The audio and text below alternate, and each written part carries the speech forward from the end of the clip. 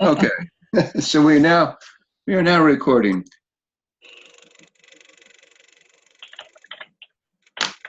Let's ask the Lord to watch over our time. Father, we thank you again that we can meet together by way of the computer technology, and please watch over our technology.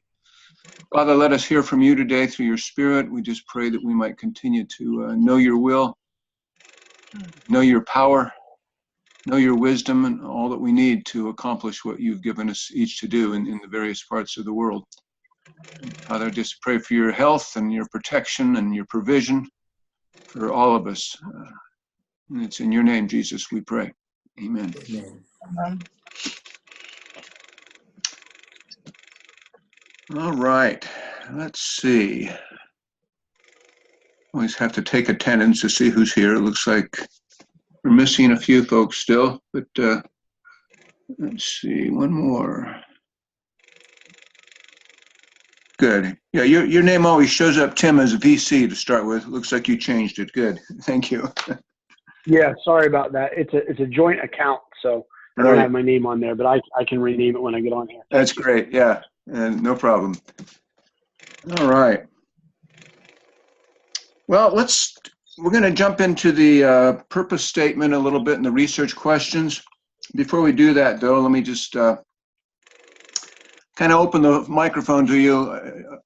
As you were working on the problem statement, were there issues that you're still wrestling with on that you'd like to discuss in the Zoom room before we move into the purpose statement?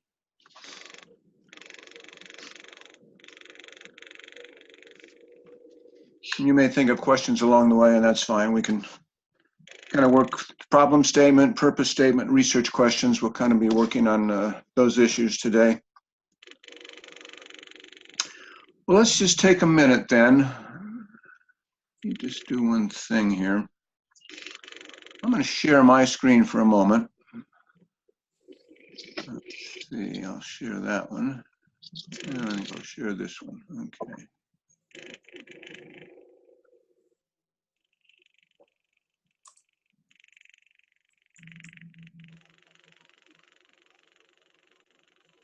Okay, this is the instruction sheet that you are working with this week. I just want to kind of briefly look at that, and then Dr. Henry will kind of keep going through the slides that she was starting last week, I think, and anything else that she has on purpose statement and research questions.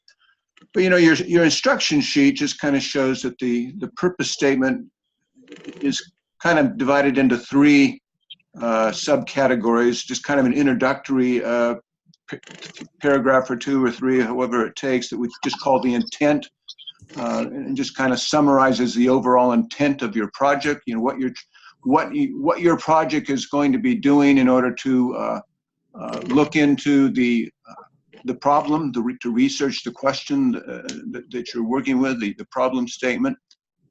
The second part of that purpose statement is very important. It's the the research questions, and like we said, there is to identify 3 to 5 questions that you'll need to answer in order to develop your project.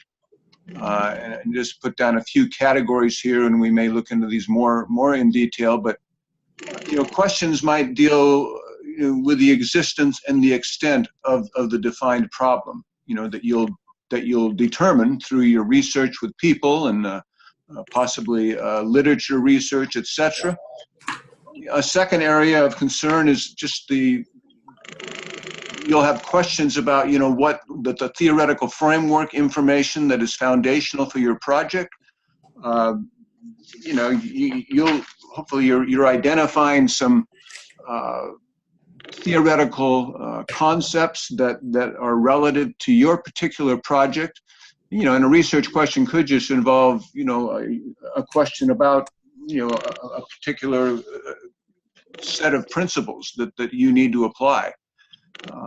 You know, poverty alleviation theory, resource management theory. I think I put a sheet on your on the files area of the info page. Transformational leadership theory, adult learning theory. You know, there's all kinds of sets of principles that in research we call them theories. And as I've said before, don't let the word theory confuse you, because the word theory can be used as a something that we've still not proven. Okay, and sometimes we use that term theory to talk about theories of such and such that need to be proven.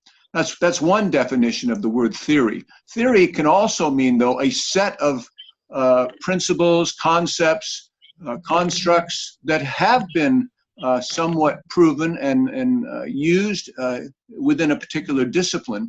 And so we're using the word theory in that context when we're talking about various sets of principles, disciplines that are related to your particular topic. So and that's the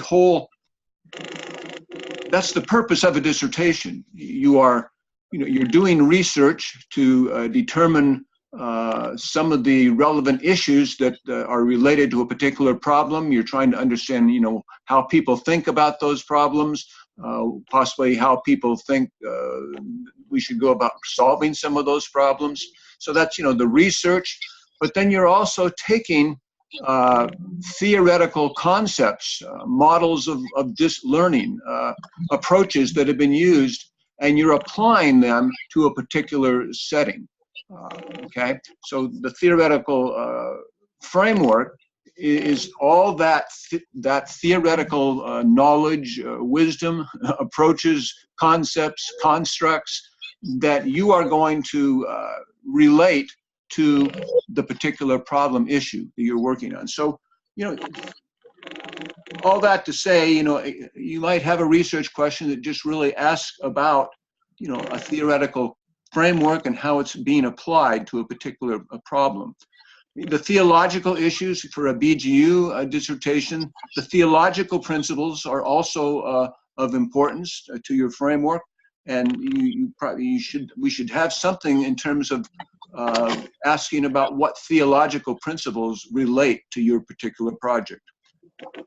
And then, programmatic kinds of learning could be a part of your research. Like we said, the transformational strategy, you're not going to know a whole lot about that yet, but you will be wanting to be doing some kind of reading and learning something about the kinds of strategies that have been applied in other contexts to the kinds of problems that you're working with, and how those might relate to your particular situation.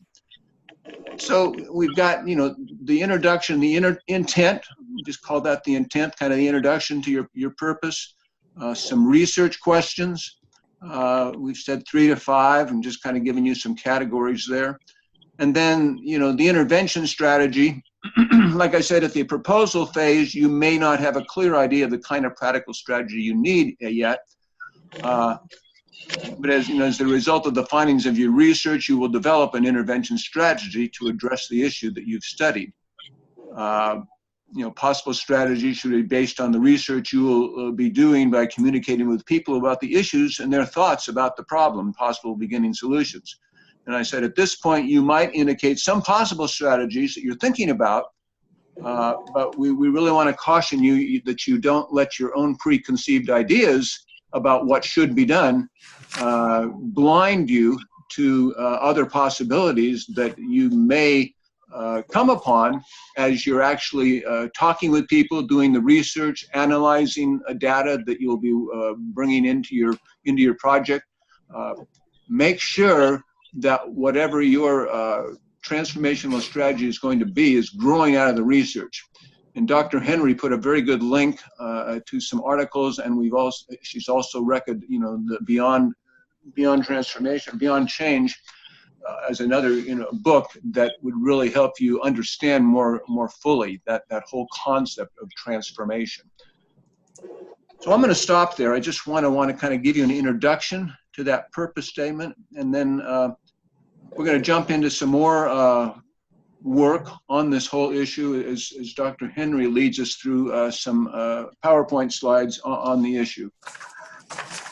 So let's go ahead and get into those slides, Dr. Henry, and then we can have all that information before us, and then we can kind of open it up for discussion. Okay. Let me stop sharing. Yes, and I'll share my screen.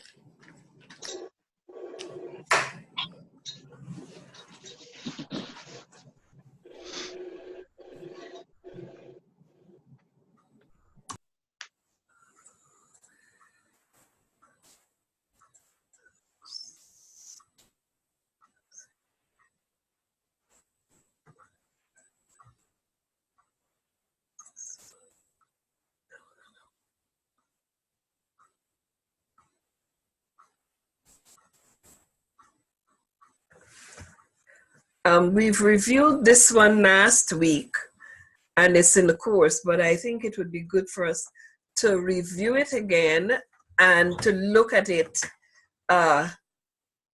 through the lenses of our different research. So the first thing that we notice is there's a clear link between the problem and the purpose statement. And that the problem statement is an issue or difficulty of significance, urgency, etc. The important thing to remember about the problem statement is, as the writer says here, if you already know the answer, then you don't have to do the research, because basically the purpose of the research is to find an answer to the problem. So we have to keep that in mind as each of us formulates our own problem. So what is the problem? The problem is not a question, it's not a topic, but is a statement of what is wrong and what needs to be addressed, not why it's a problem. The why will come up later in terms of the questions you may be asking. Why is it a problem? The reason for and the significance of the problem. The proof show the reader the evidence that the problem actually exists. And that is where we are in terms of our formulation.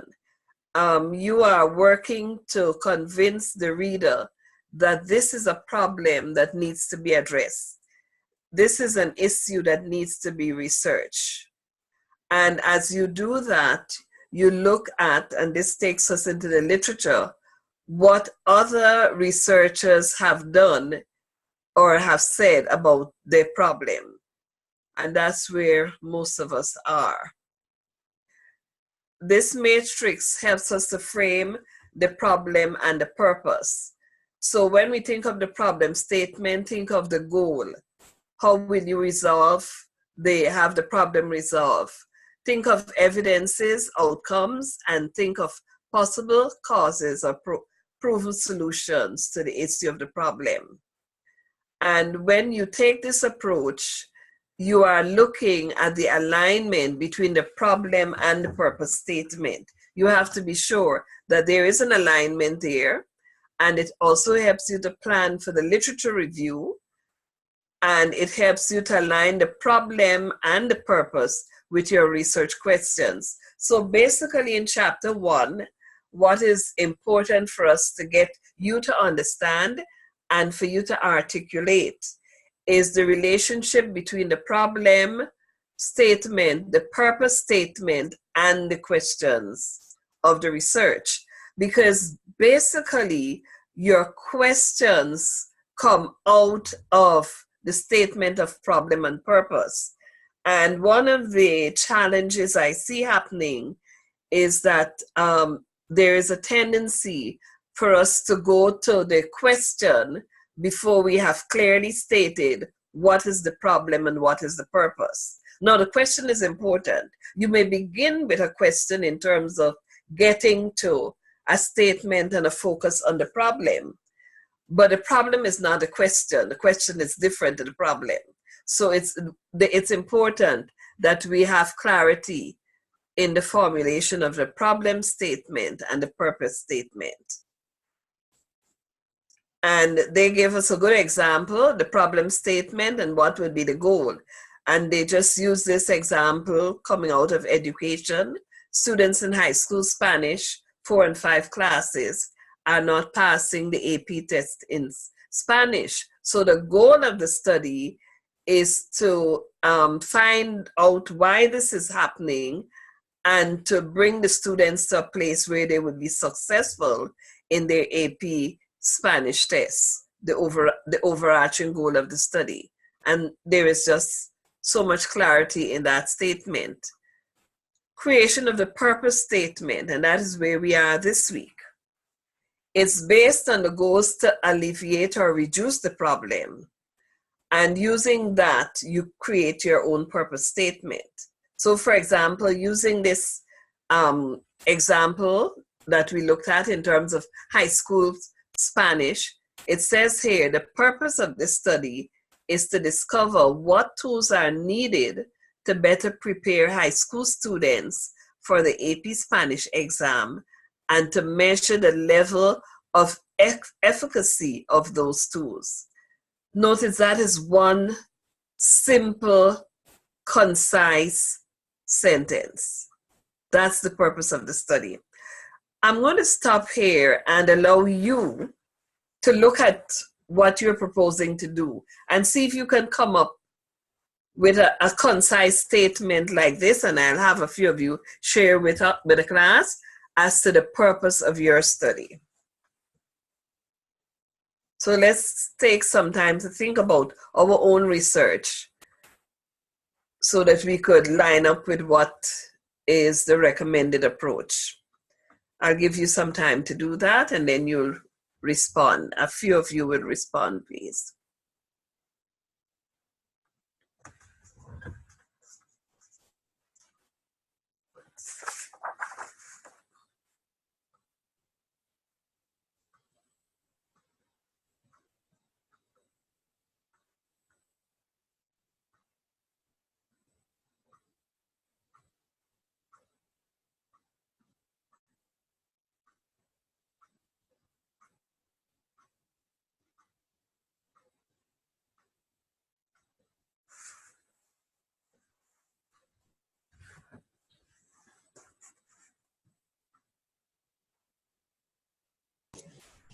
Dr. Henry?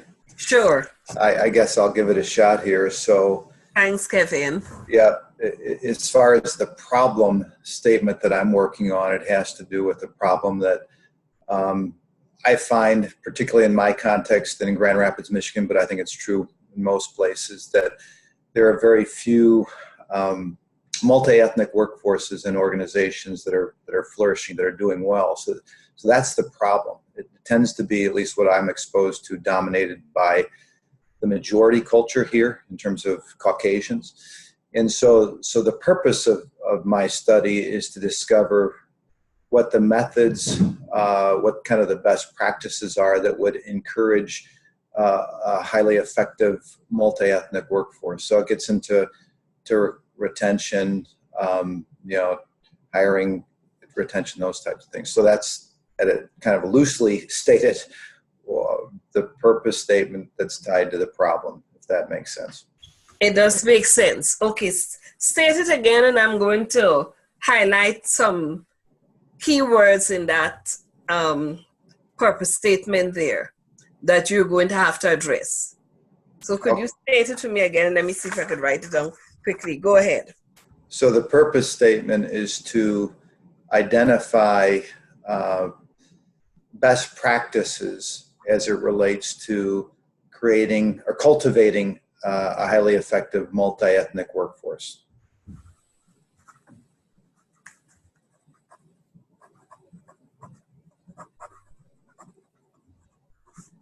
I know I need to refine that a bit, but that's... Oh, sure. That's not a problem. Yeah. But we start with something. Okay.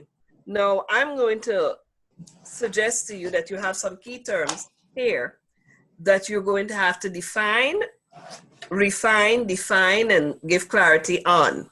But you said the purpose is to identify best practices to cultivating a highly effective multi-ethnic workforce. Correct. That's pretty clear and concise. Now, in fact, let me let you do it, and then what are the key, you have 3 to 4 key phrases here that you're going to have to address. So one would be multi-ethnic workforce, or But multi-ethnic. before you get there, there are 2 or 3 others. Restate what I told you. Okay. The purpose is to identify best practices to cultivating a highly effective multi-ethnic workforce. Well, I think I'd have to define what best practices were. Exactly. Yes. And then the other one?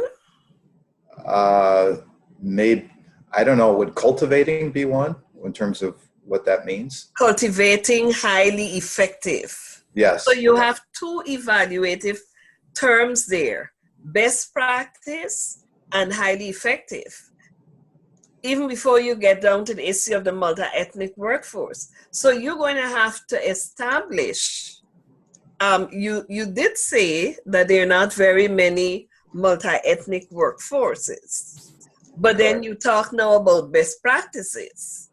So by implication, if you say there is best practice, then you're implying that there are multi-ethnic workforces out there that would exemplify what you would like to see.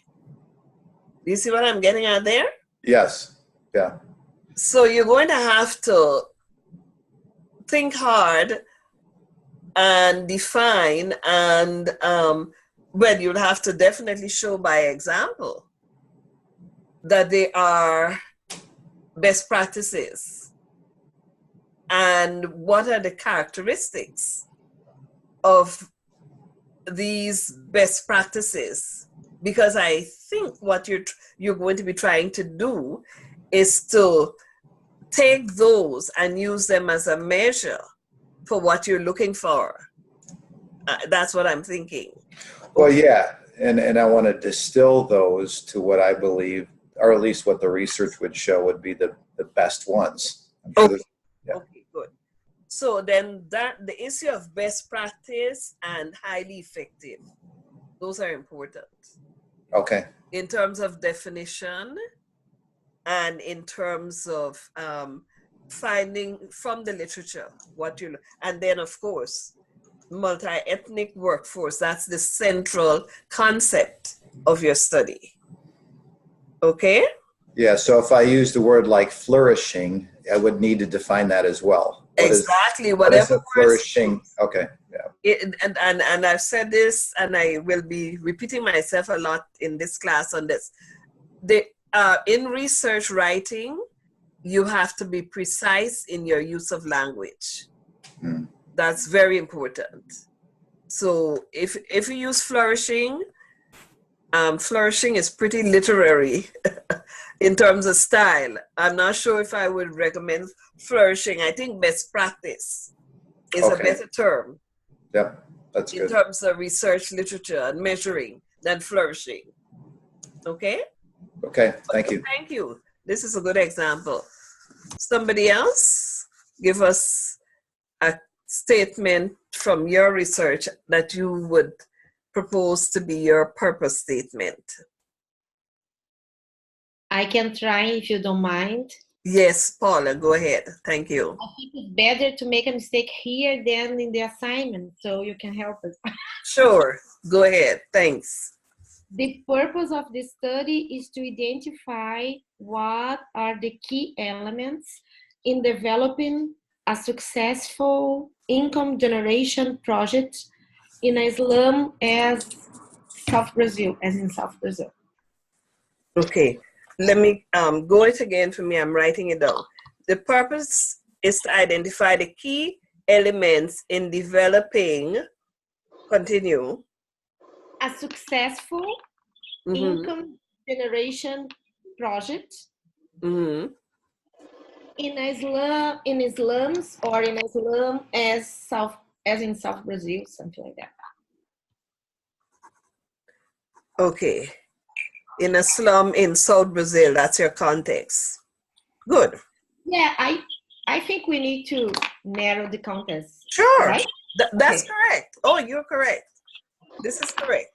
Okay. So as you look at your statement, I'll read it for everybody again.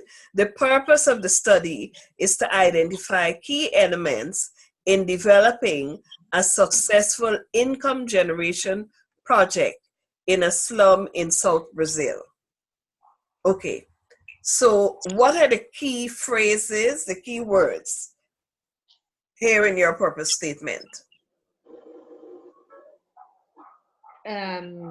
Key elements. Mm-hmm. Yes. Income generation. Okay, but you have a word defining income generation. Yes. There's an important word there. Mm-hmm. Successful. Successful. Successful. In other words, you're going to have to define and explain what is a successful income generation project. So that word successful is important. I mean, you could just look at any income generation project, but you're doing more than that. You want to look at one that is successful. And that's important. Okay, thank you. Any other brave soul would like to try? Thank you, Kevin and Paula. Are you hearing me, Dr. Henry? Yes, I am. Who is speaking? Oh, this is Jackie. Can I try? I mean, you know, I've been struggling with this one. Okay. Let me see now. The purpose, I would think, is to facilitate changes in government and private sector policies. Wait. Let me write it down. Oh, sorry. Go first, and then I'll let you go it a second time, and I'll write it. Go ahead. Okay. The purpose is to facilitate changes in government and private sector policies if it is found that there is a relationship between organizational growth and gender equality recruitment. Okay, let me write it. So go ahead again. To facilitate changes in government and private sector policies.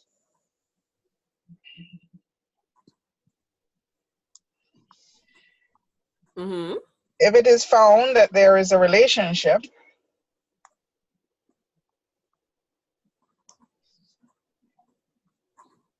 between organizational growth and gender equality recruitment.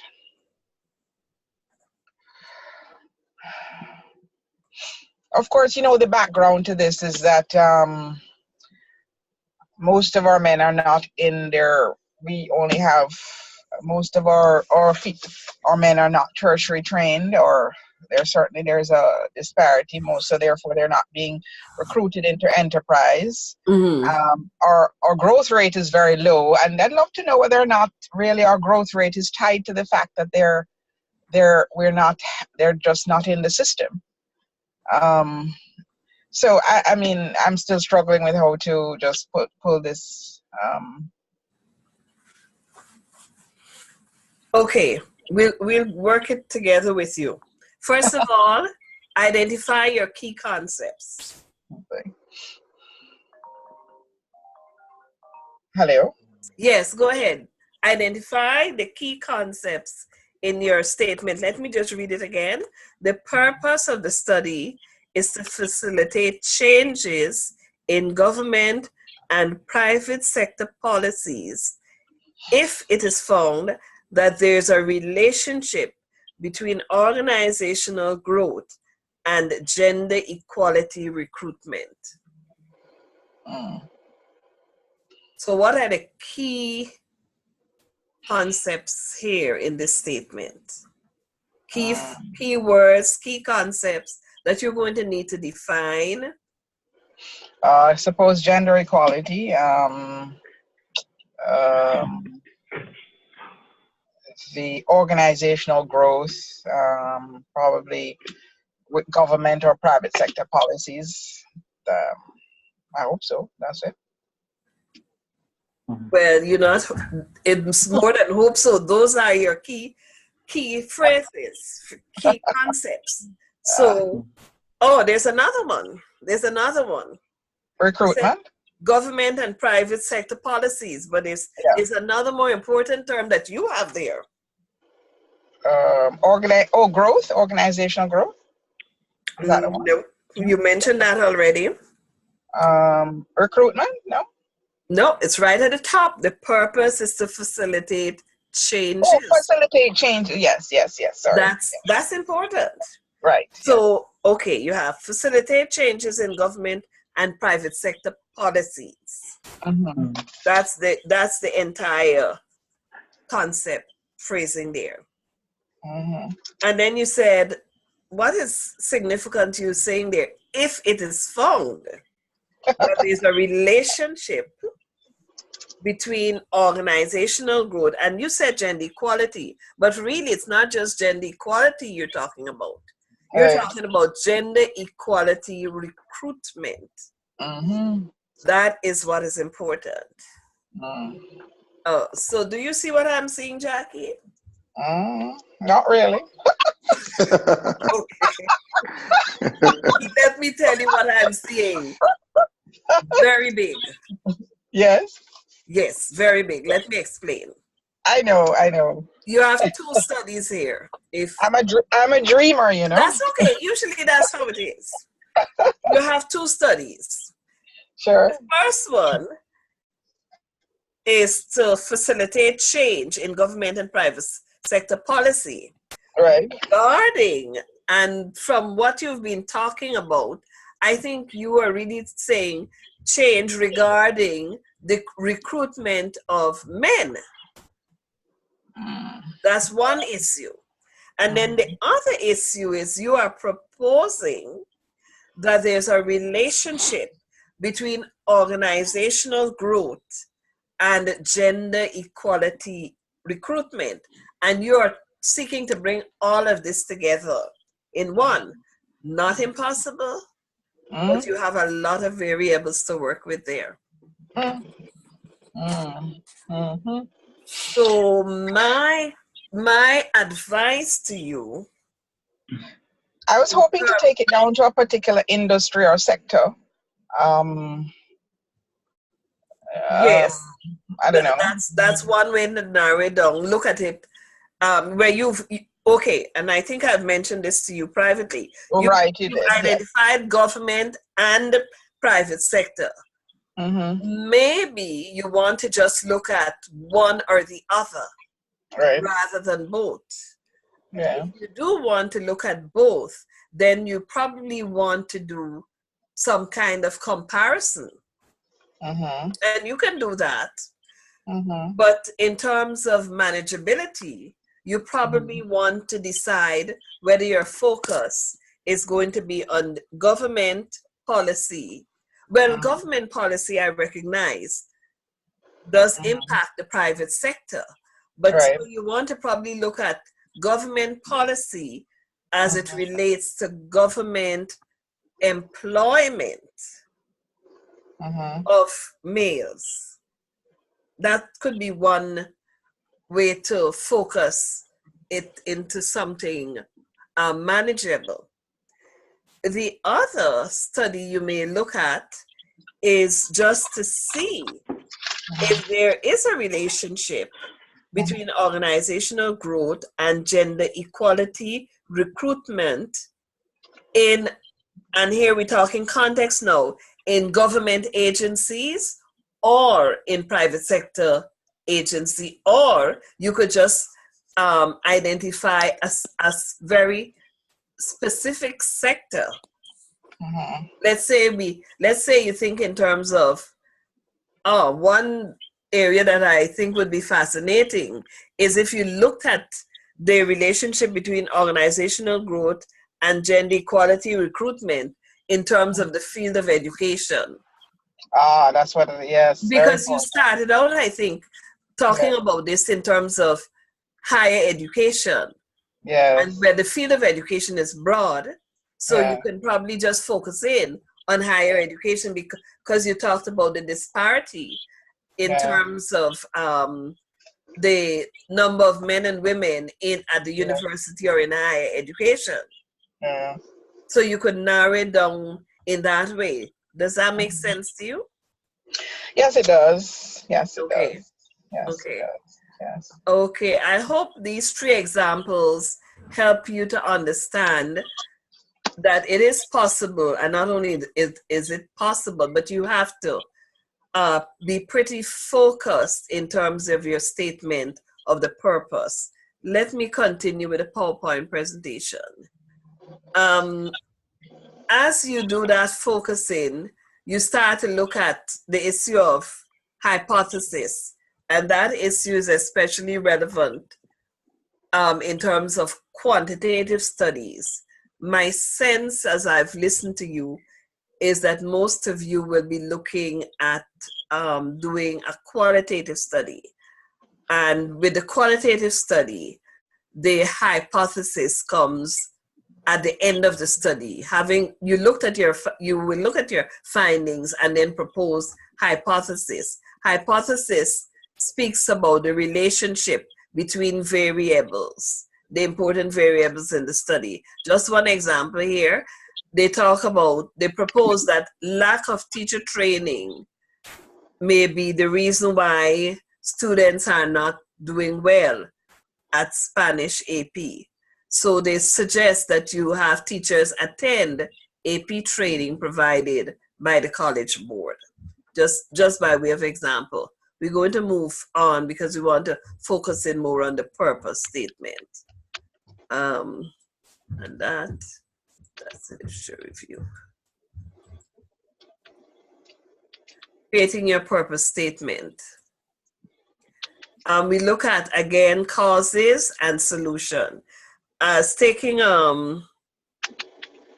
Jackie's proposed purpose statement, I think you are proposing that it's stated there is a relationship between organizational growth and gender equality recruitment.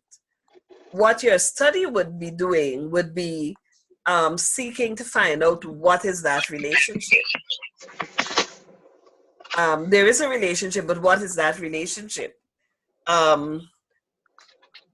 So that is one way that you could look at the study in terms of proposing a hypothesis. There's a relationship, and you could, in writing a hypothesis, there's the open-ended or the directional hypothesis, where you could say there is a positive relationship between organizational growth and gender equality recruitment. Now, a statement like that implies that if you are intentional in terms of gender equality recruitment, you are likely to have organizational growth. That is what that hypothesis, that proposal looks at. Or you could say there is no relationship between organizational growth and gender equality recruitment. That's another way to state a hypothesis.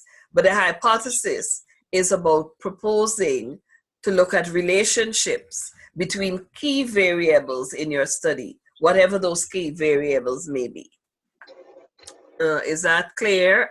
At least to Jackie and to others.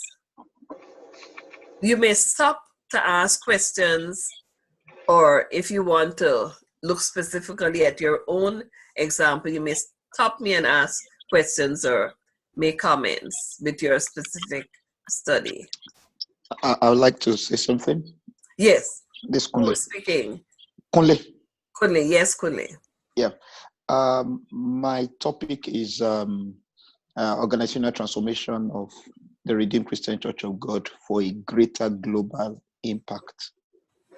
I'm thinking the purpose statement to be something like, the purpose of this study is to discover what leadership styles and ministry approaches better equip missionaries in foreign cultures and the entire organization for a greater global impact.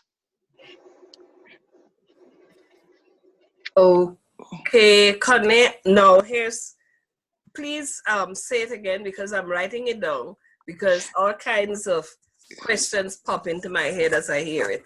So Okay. let's go again. Yeah, You said the purpose of this study is to discover what leadership styles and ministry approach. just a minute, I'm writing.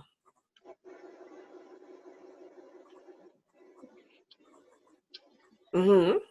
Better equip missionaries in foreign cultures and the entire organization for a greater global Wait, just a impact. minute, just a minute. I'm writing. Okay. To discover what leadership styles and ministry approach better equip Missionaries missionaries in foreign cultures in foreign cultures. Mm-hmm. and the entire organization for a greater global impact.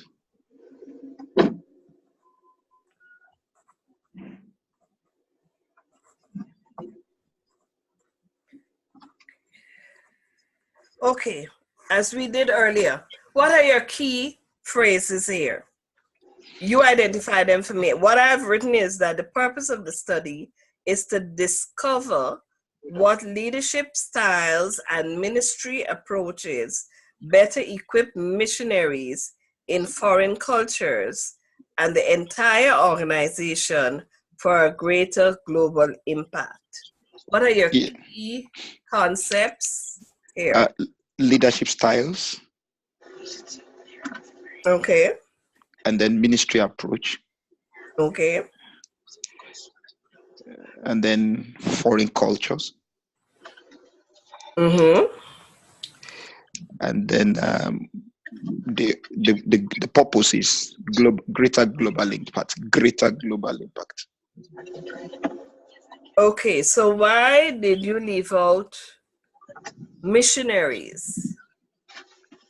I thought by saying foreign cultures already is implied. Okay, well, I was wondering why you said missionaries in foreign cultures. So you either keep missionaries or use foreign cultures. So you go with just foreign cultures. So the purpose is to discover what leadership styles and ministry approach.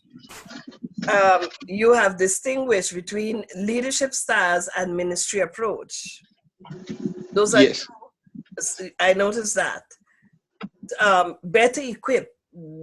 How would you define or describe better equipped? Better equipped. Growth. Okay. The point is, you can use any phrase or concept you want to, but you always have to be able to define it for the reader. Okay. Okay, that is the important piece. Your language must be succinct and clear, because you will have to define it, because it will have a role to play in the study. So you're discovering leadership styles, ministry approaches that equip for success. You said better equipped in foreign cultures. Now the issue here is, what do you mean by better equipped? How do you measure for that? Because research is about identifying your key variables, defining them, and then measuring them. Identify, define, measure. Those are the three important pieces. And that's for everybody. We just happen to be looking at Conley's example. Okay, go ahead, Conley. Yeah, maybe I should replace better equipped with needed by missionaries. Okay. For a greater global impact. Oh, what do you mean by greater global impact? Growth, for a greater growth. Okay, why don't you just say growth? Okay. Research language, to the point, clear. Why don't you just say growth? Because then you're going to define what this growth is. Okay. Okay, that's a beginning piece. But again, looking at the practice, of writing concisely and being aware of the key terms, the key variables, the concepts that you're going to have to define because you're going to be measuring them, whether you do a qualitative or a quantitative study. Thank you, Conley. Okay, let's continue. And this takes us to what exactly we were talking about. That the other reason why we define the keywords or the key concepts is that you're going to use them in your search in the literature. So that's the link between the statement of purpose and the literature review and the literature search. There's a link. The other piece that we want to look at is the questions, the research questions. And they come out of the problem statement and the purpose statement. We've been doing some of that already. So it says, take your problem and purpose statement and create 3 research questions. Okay, who would like to give us a sample? You'll have to state for us, first of all, your problem statement, your purpose statement, and then those research questions, because we're going to be looking at the questions to see if they match your problem purpose statements. Who would like to I'll go. take up that challenge? Thank you, Melissa.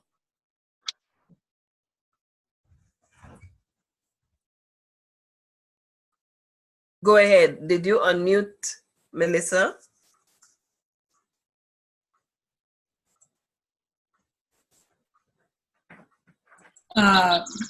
And therefore, and the implications of the lack of women's leadership efficacy. I haven't quite identified my context. So the purpose of this study is to discover what tools, and I just plugged in the what was there, plug in the tools needed to build the leadership efficacy of women. And then I have to establish my context in rural communities or whatever that's going to look like in whatever area of the world. Like right now I'm looking at sub-Saharan Africa, and to measure the level of efficacy of those tools. I borrowed language from Kevin when he said I'm identifying those best practices, from Paula, who was talking about the key elements in developing an effective program for building women's leadership efficacy. And then I'm looking at Jackie in order to improve where she has women involved in these positions and they're educated. And this has been my quandary, Jackie. We've been talking about this, but here you've got this pool of really educated women with the tertiary degrees that we're talking about in all these management positions in enterprise. And yet there's this failure to thrive. The growth levels aren't there. The performance isn't there. So my question isn't, why aren't there more men involved? My question is, why are women dropping the ball? Why is it, I mean, men have been running organizations without women just fine. Why can't women run these organizations without men? But even, we want the diversity, we want the gender equity, of course we do. But, so anyway, that's off topic. So so now I'm looking at the relationship, right, between these key variables and coming up with research questions. Okay, go ahead. Just stop, let's get those key variables again. Let's get a statement. Let's get a statement from you. The purpose of this.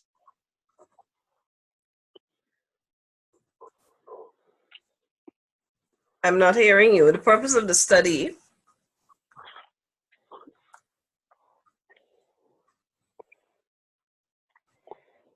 Sub-Saharan rural communities. I didn't hear you after you said the purpose of the study. Could you check your mic and see what's happening? I'm hearing you now, so could you go again?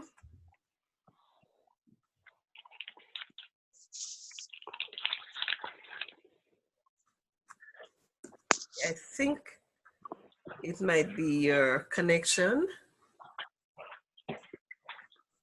Oh, can you hear me?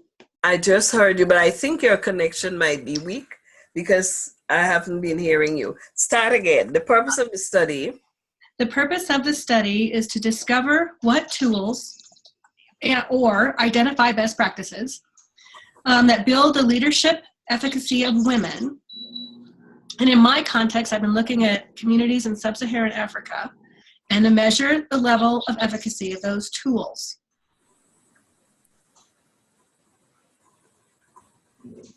That's my purpose statement. Mm-hmm. Okay, so the purpose of the study is to cover what are the tools to build leadership efficacy of women in sub-Saharan Africa. And I don't know, I stole language from Kevin. Is it better to say best practices? What are the best practices in developing leadership efficacy of women? Okay, let me say this. Tools, that's a simpler term. Okay. Best practices is evaluative. Then you're going to have to say, you know, these are better than. Tools, open-ended. Okay, cool. Okay.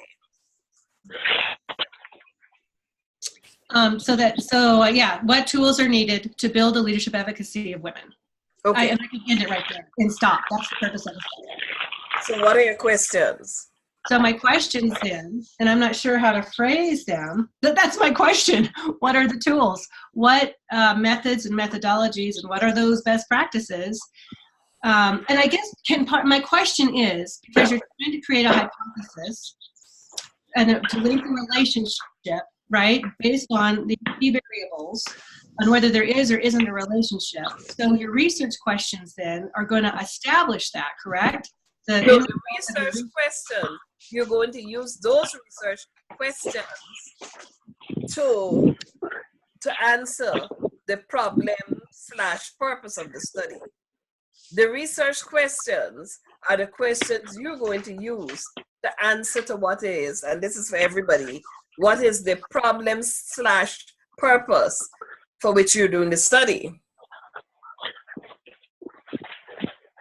And because of and then this is where I'm wondering where the problem comes into the purpose. So the problem is that there is and you said the lack of something is not the problem. No. The problem is what is happening because of the lack of something. Right. So because the problem is that there is the lack of development, or that there has been the communities are not healthy, they're not thriving, there's whatever you define flourishing as, human flourishing, is lacking in these areas. And so, but I'm seeing it is because there's a lack of this leadership efficacy piece. Okay, that's a big jump.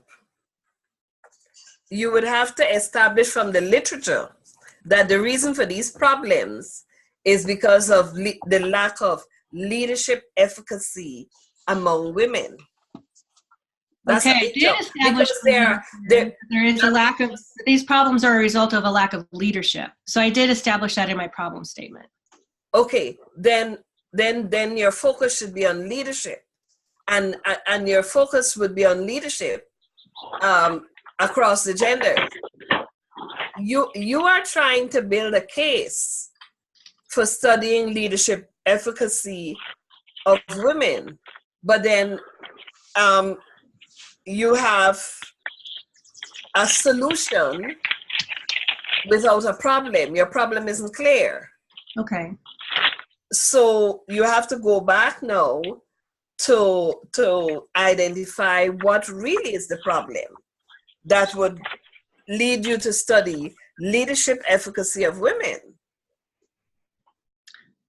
Okay, and I guess once I create, so that's where I guess it would help to get some feedback then on my problem statement. And so maybe I'll wait for that feedback then to try to answer some specific, more research relevant questions. Okay, thank you for sharing that with us.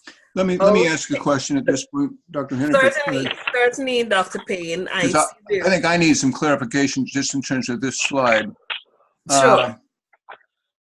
Okay, it says in the middle there, okay, research questions should be something you can only answer by conducting a local study. If the answers can be found in the literature, you don't need to do the study. Correct. So I guess my question, at least, when I put down the research questions, I thought, a research question could be trying to understand more about a particular set of concepts that you're wanting to apply. I've always put the research questions down in terms of the the theoretical knowledge that a person needs, the empirical knowledge that they need, and then some of the programmatic kinds of things that a person may need to begin to address that problem. Based on this slide, the research questions would only deal with the empirical knowledge. Now, would that be your understanding? Or Yes. maybe I'm not Right. totally stating that correctly, because that's the way I've always stated it in terms of the research questions. Yes, you're right. The research question focuses in on the empirical.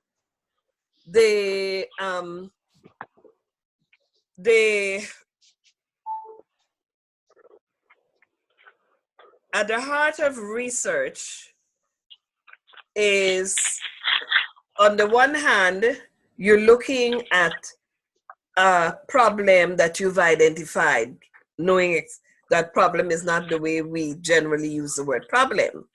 But in doing the research, we are going to be testing, looking at underlying theories that help us to either explain the problem or predict the problem.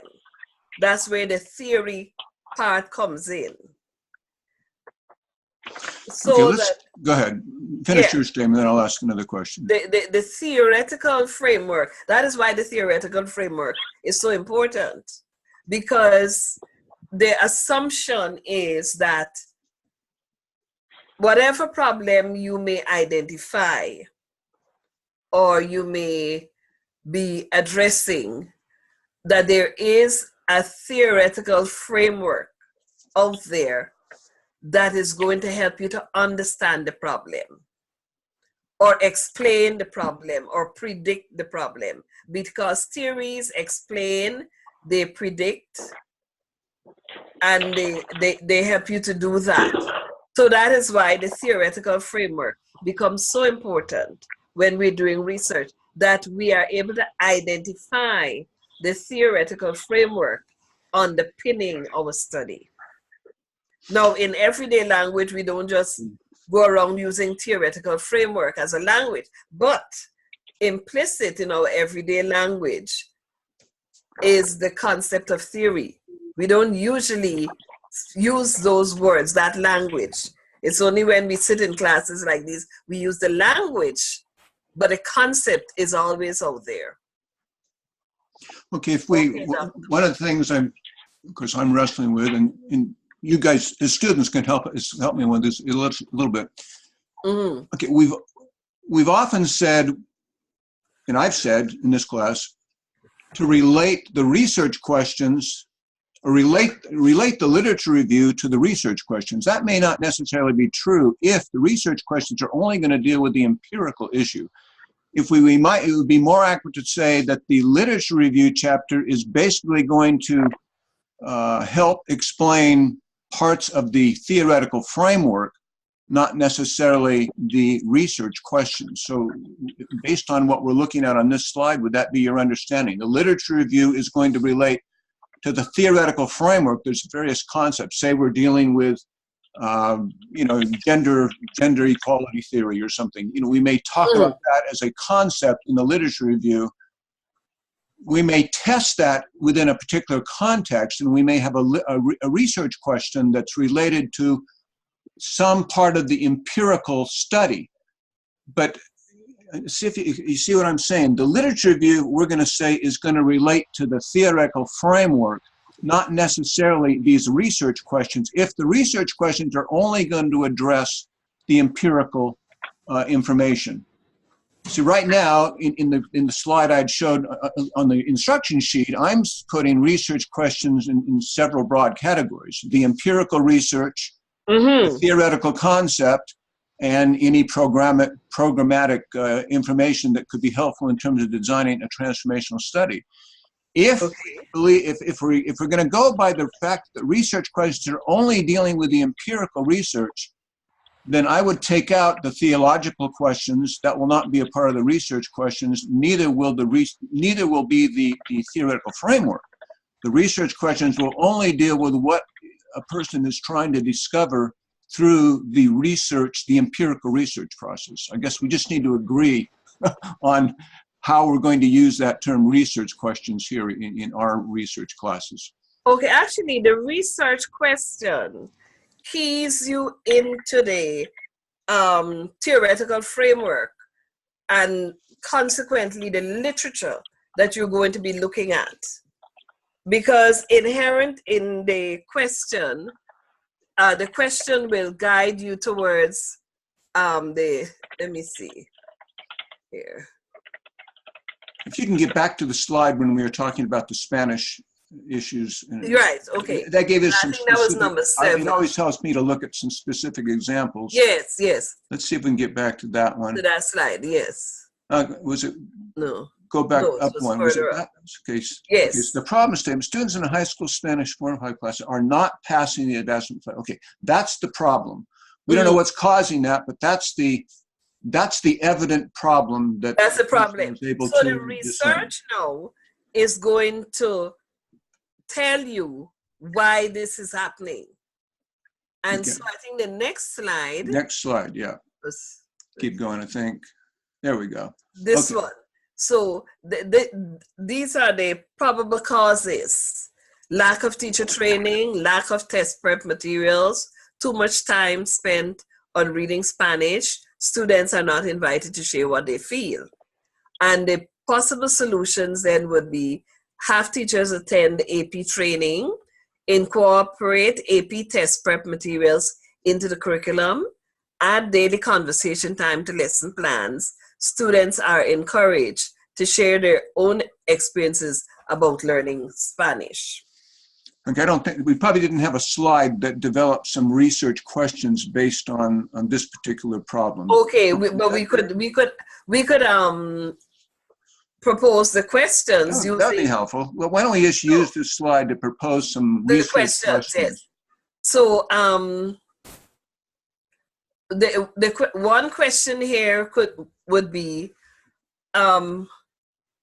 what is the level of training of the teachers in the AP Spanish department? Okay, that's good. Or you could have a question that looks at how they are using their training in the classroom.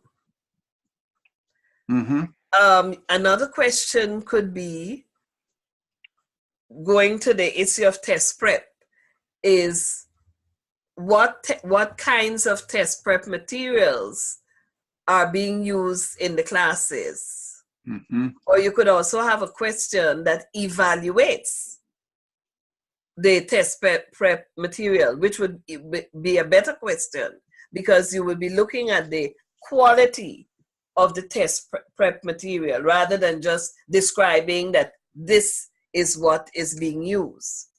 And then another question in terms of time would be, in terms of time for reading Spanish, would be looking at the classroom activity and questioning how that activity is divided up between time spent on reading Spanish and time spent on writing Spanish. Mm-hmm.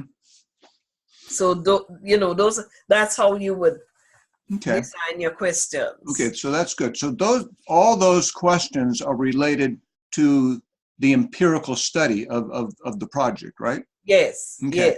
Yes. If we were going to look at this, let's just keep using this example. It helps me, and hopefully it's helping students as we talk through this together. Mm-hmm. If we were looking at this issue, what might be some of the theoretical framework that would be related to this particular issue? Just trying to think. Well, in language learning, okay. there's the issue of what is more important. Are we trying to get people to read the language or speak the language? Or are we trying to get people to be able to do both, read and speak the language? Okay. That's, so that could be part of a theoretical framework, both the verbal skills and the yes, conceptual skills at the thinking we'll level. be touching the issue of theory within the field of language learning. Okay, but we wouldn't necessarily include a research question that would ask that question. What is the relationship between verbal skills and conceptual thinking skills? We wouldn't put that would in be a research very good question, question. right? That is actually that is the kind of question you should be asking. That would be an excellent question. That would be a good question in doing research in this area. If we were thinking about the relationship between verbal and conceptual. Yes. Okay. Okay, let me ask another question. Currently, and this gets down just how we structure, this section. At BGU, we also have, the theological issues. Mm-hmm. I'm not sure what theological principles we could relate, say, to this particular issue. But right now, I have contained within the research questions what are some of the theological principles that might relate to this.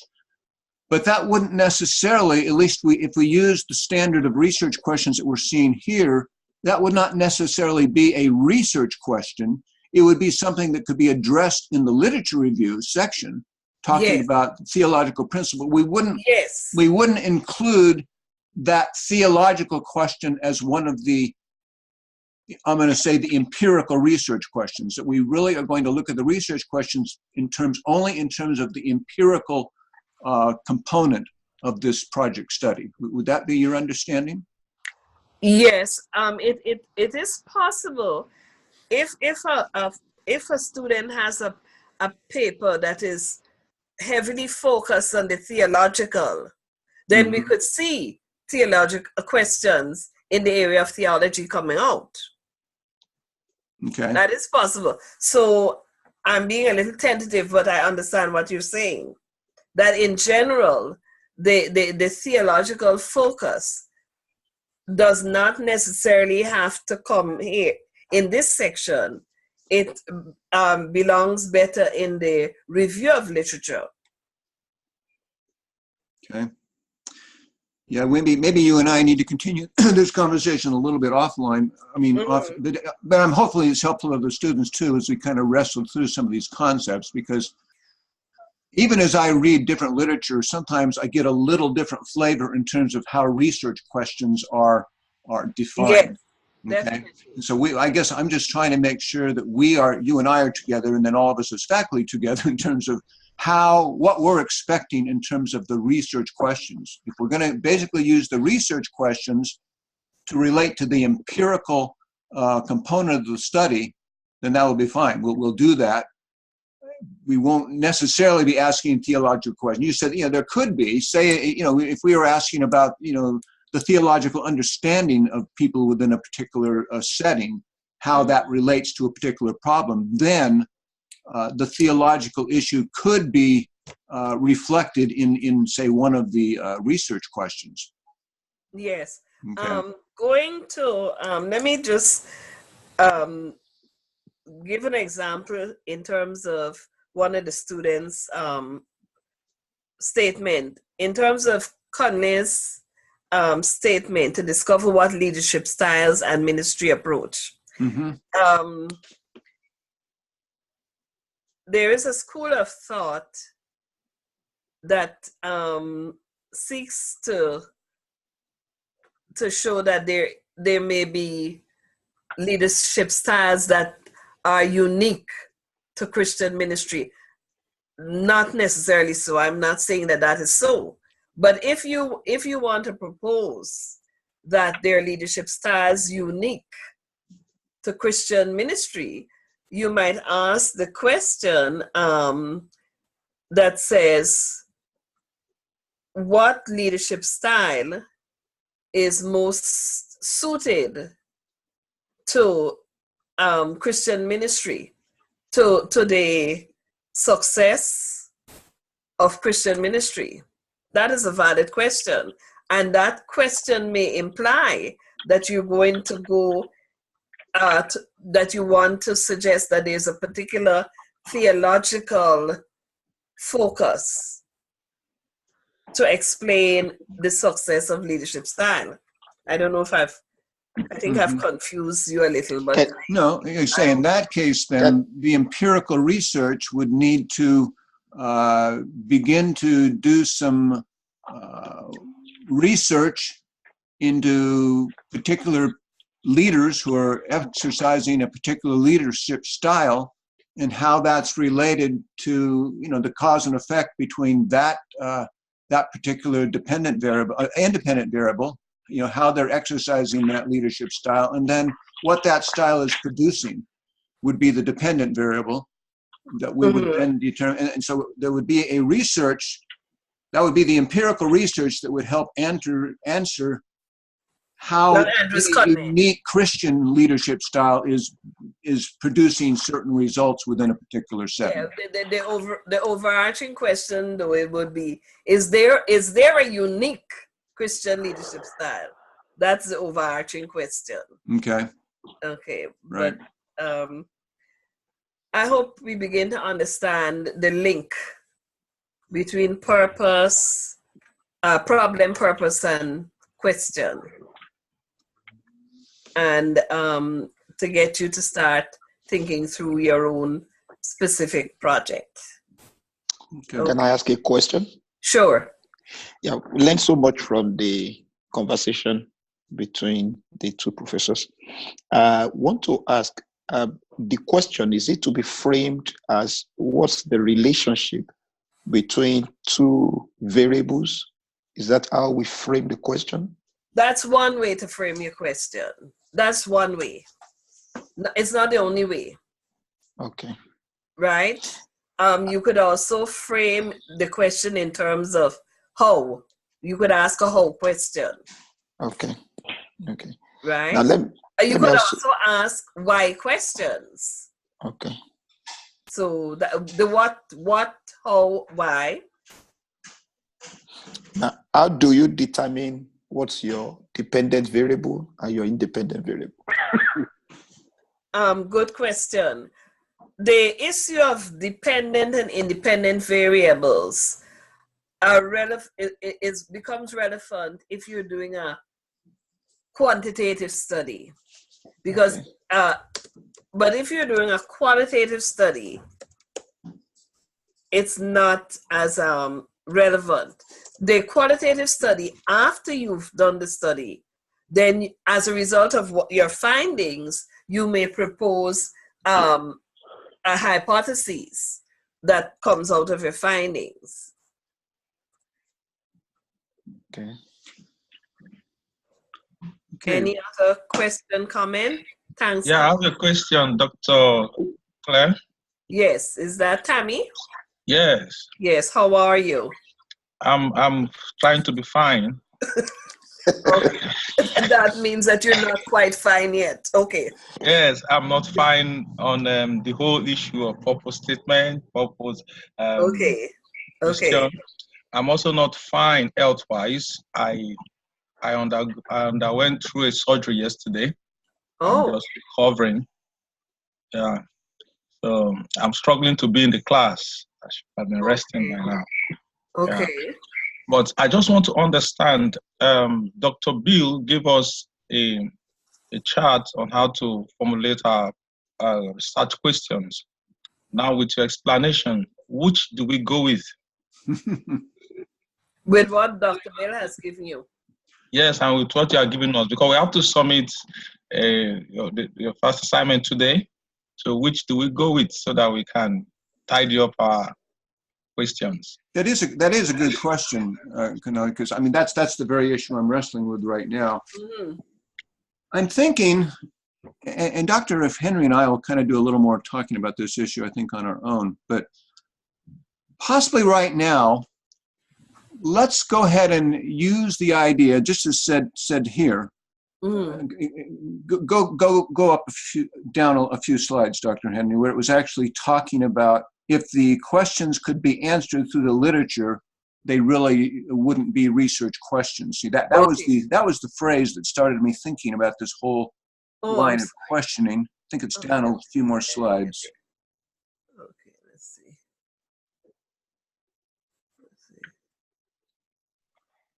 Let's see. Oh, okay, it's further down. Keep going. Yeah.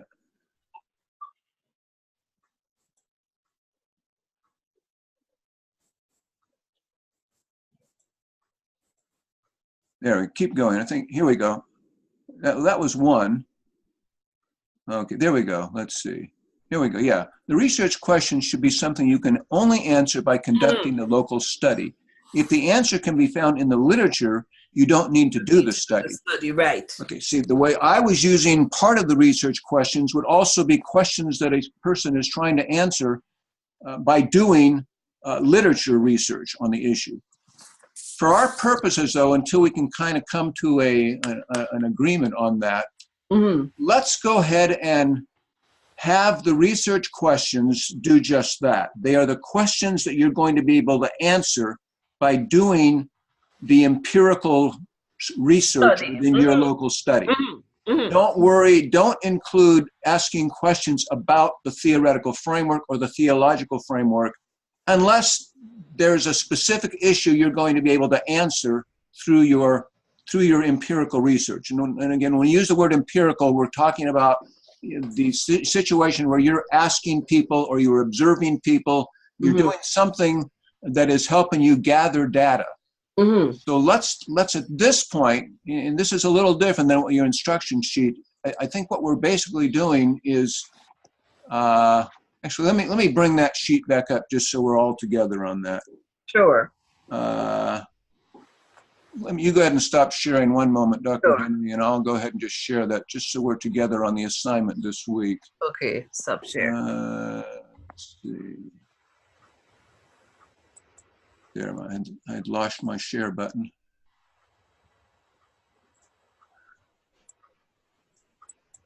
Okay.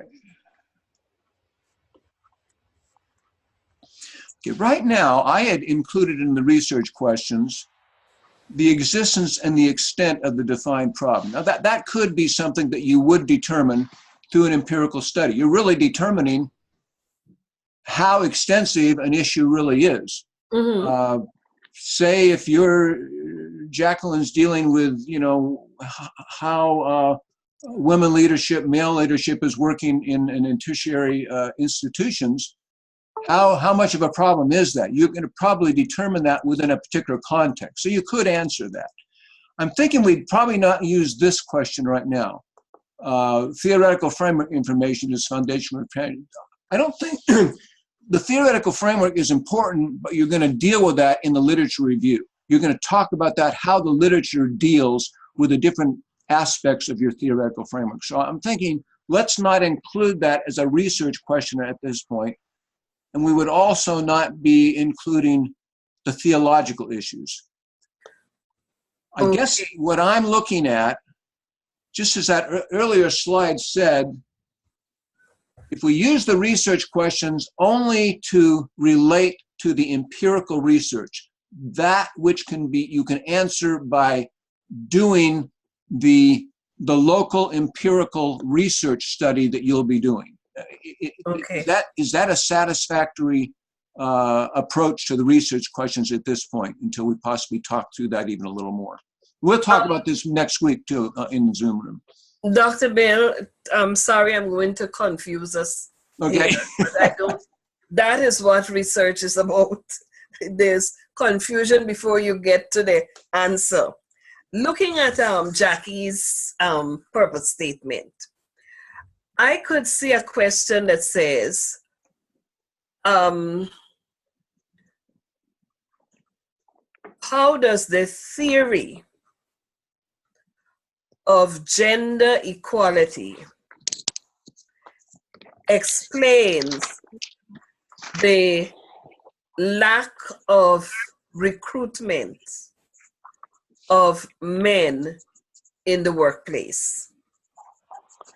Or what are the implications of the lack of men in the workplace with regards to the theory of gender equality?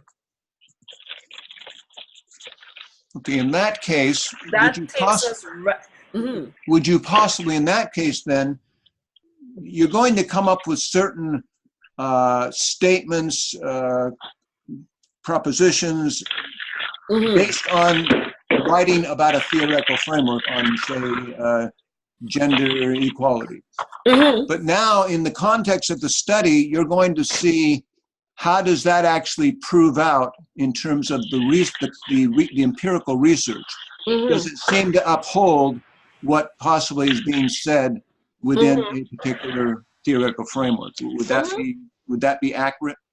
Yes, yes. So what I'm saying is that would be validated. That's theory, because in fact, the best research questions are those that are framed in such a way that they get you to the theory.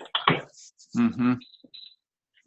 So, and which I think, well, all of them we could do that, but I just jumped to Jackie's own, and that is, if I were doing that study, that's what I would be going to, because you are proposing that there's a relationship between organizational growth and gender equality recruitment. You're going there. Those are two theoretical concepts. So you can't ignore the theory in the development of your question.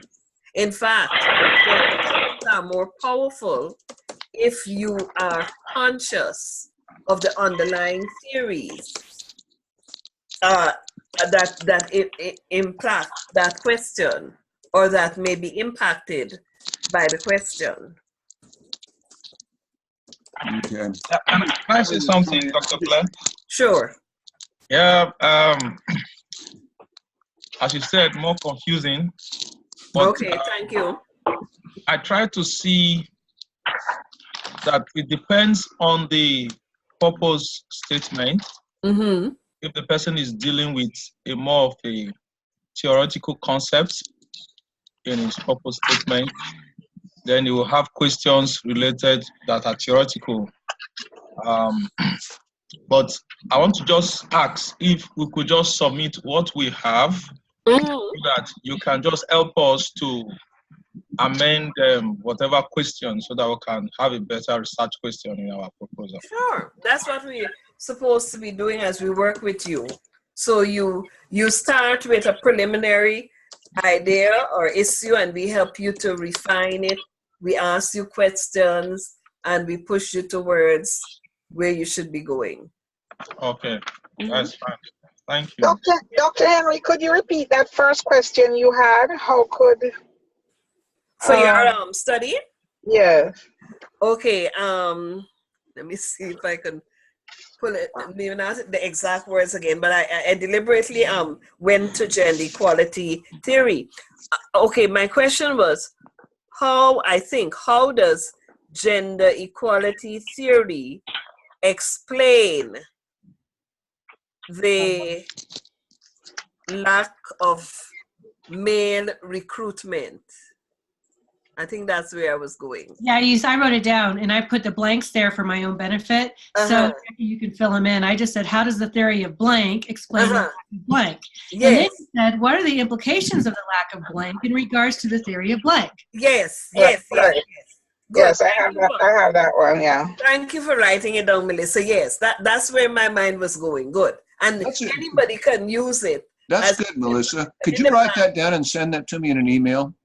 Sure. Yes. What I'm thinking, see, that would be a helpful approach, I think, for a student, those blanks.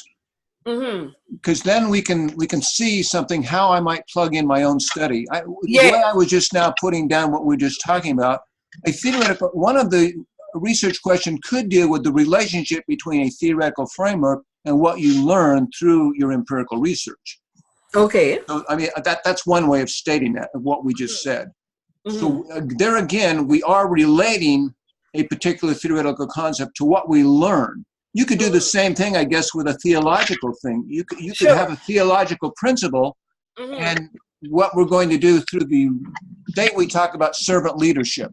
Servant, I mean, that's not just a theological concept. It is theological in terms of what Jesus said. But we could then try to determine what is the relationship between exercising servant leadership in an organization and the productivity, say, of that organization. Okay. Yes. That could be a valid research question. Right? And there's studies that have addressed that. Right. Okay. Okay. What I think I'm going to probably redo this a little bit in terms of this instruction sheet, and I'll just put it on there today. Mm-hmm. But let's kind of use that as our guide, everyone, since we're working on this today. And this is helpful to me, and I think it's helpful to even both Dr. Henry and I as we're kind of nailing down some of these concepts for ourselves, even though we've both taught these things in different contexts over years. I think it's always good, and like Dr. Henry said, we're always learning, we're always questioning, we're always trying to refine our processes. And I think, and we're doing that right now in the midst of class, which is great. You know, we're kind of colleagues, all of us, in this process. So let's do that. Try to relate whatever you're doing in a research question to the empirical research you're going to do. You know, whether you're looking at relationships between a couple of variables, you're looking at, you know, how what you're doing in the empirical research relates to the conceptual theoretical frameworks. If there's theological issues that possibly are going to be, you're going to see some relationships between some theological issues and what you discover in empirical work. This last one is kind of more the transformational process. You probably don't need to get into that too much, but you will want to ask that. I mean, a question that will arise out of the research is, okay, based on the kind of research I've done, what are some beginning steps that I might include in a transformational process that is going to begin a transformation process, okay? I think that's valid because it's growing out of the empirical research. You'll need to be thinking about that kind of a question while you're doing the research, okay? How is what I'm learning right now through my empirical research, how is that going to help me design some kind of a practical intervention approach that's going to begin a process of transformation? Sure. So that would be an appropriate question within an empirical research list of questions. Hey, have we totally confused everyone, or is there some sense of you're beginning to see some of the issues that we're wrestling with here? Because it's good for you all to kind of see these issues and wrestle with them too. Hey, thank you. Thanks, Dr. Payne, Dr. Henry. The discussion was good. Okay. It has caused a little more questions for me, but it was good. And that's okay. This Thank week, you, Erisa. Yeah, this week you will be working on these research questions, and you're working on them in the discussion area. So Dr. Henry will respond to you in the discussion area. I'll respond to you in the written assignment. So you'll kind of get both of our feedback from those two different components of the course. And don't worry about if you're going to get it, quote, wrong, okay? Right now, we're kind of wrestling with how to get these research questions framed, developed in such a way that they are really helpful for framing the research of this project. Yes. And so don't worry about, if you're going to get it right or not. You're wrestling with us on how to specifically frame these questions. Sure. So both of us, Dr. Henry and I, will give you our feedback, both in the discussion room and then in the written assignment. Yes. Okay? Okay. And what I'll do, I am going to just rewrite this section a little bit, and then I'll upload it. I'll try to do that within the next half hour before I have to go off to another appointment. But then you can then take a look at this to see what I've put in there based on our discussion today. Okay? Okay, thank you. We've gone way past our time, but this session has been recorded if you'd like to get back and at least hear what we've been discussing and just wrestling with here. Thank you. Thank you. Bye-bye. You too. Bye-bye. Goodbye now. Thank you, Dr. Claire. Thank you, Dr. You are welcome. Take care. Yeah, thank you.